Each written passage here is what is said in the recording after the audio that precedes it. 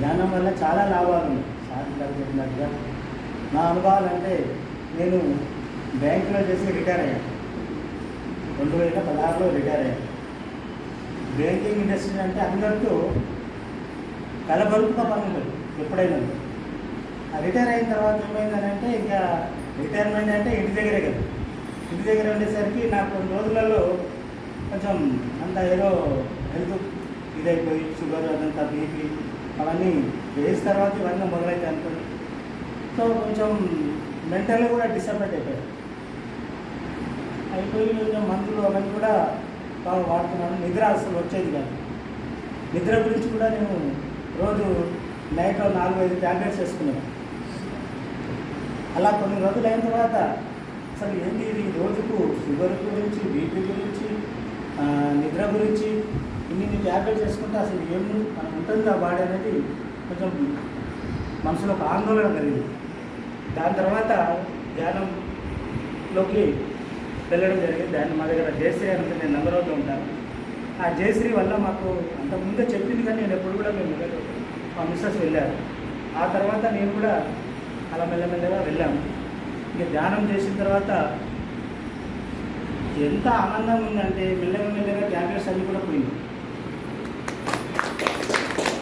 కొన్ని అన్నీ వెళ్ళాయి. షుగర్ కూడా చాలా తగ్గింది. ఇంతకుముందు 2-3 ట్యాబ్లెట్స్ వేసుకునేవాడిని. ఒక ట్యాబ్లెట్స్ మాత్రమే వేసుకుంటున్నాను. అది మామూలుగానే ఉంది. సో అంటే ఇది ధ్యానంలో కూడా ఎంత గొప్పతనం ఉందని అంటే అది నేను అనుభవించినాను కాబట్టి చెప్తున్నాను. కొత్త వాళ్ళు ఉన్నారు కాబట్టి ఇక్కడ మనం చేసుకున్నది మనకే లాభం ఉంటుంది. హెల్త్ పరంగా కానీ ఏదైనా కానివ్వండి, బయటి విషయాలు మనం నింపుకోకుండా మన గురించి మనం ఆలోచన చేసుకొని ధ్యానం చేయడం వల్ల ఎన్నో లాభాలు ఉన్నాయి. మేము ప్రతిరోజు ఇప్పుడు ఫస్ట్లో 1/2 అవర్ 1 అవర్ అలా పోయి ఇప్పుడు 3 గంటల వరకు వచ్చింది. ఎర్లీ మార్నింగ్ 3 గంటలకు లేస్తాం. మనం ఇద్దరం కూడా అక్కడ నుంచి ఒక 2 అవర్స్ ధ్యానం చేస్తాం. మళ్ళీ డేలో చేస్తాం. మళ్ళీ పడుకున్న ముందు చేస్తాం. అంటే అట్లా మనం సాధన ఎంత పెంచుకుంటామో అంత మనము ఎదుగుదల, మన ఆత్మ ఎదుగుదల జరుగుతుంది. అంతకుముందు ఆత్మ అంటే కూడా మాకు కరెక్ట్ ఐడియా కూడా లేకుండా ధ్యానం కన్నా ముందు ఆత్మ అంటే అదేదో అనుకున్నాం. ఇప్పుడు ధ్యానంలో వచ్చిన తర్వాత శరీరం, ఇది శరీరం, ఆత్మ వేరు, శరీరం వేరు. మనం ఆత్మ గురించి తెలుసుకోగలుగుతాం. బ్రహ్మజ్ఞానం అన్నట్టు ఆత్మ గురించి తెలుసుకోగలుగుతాం. మనలో మనం ధ్యానాన్ని మనం ఎంత ఎక్కువ నేర్చుకున్నట్లయితే అంత అన్ని లాభాలు ఉన్నాయి. సాధన అనేది కంపల్సరీ. మీ గురించి అందరూ కూడా ఎంతో రోజుకు కొంత చేయడం వల్ల తనకు తాను ఉద్ధరించుకోబడతారు. మనం ఎవరినో ఉద్ధరించాల్సిన అవసరం లేదు. మనల్ని ఉద్ధరించుకున్న తర్వాత మనం మన ఇల్లు చక్కబెట్టిన తర్వాతనే మనం బయటకు వెళ్ళాలి. అప్పుడు మనం ఎవరికైనా చెప్పగలుగుతాం.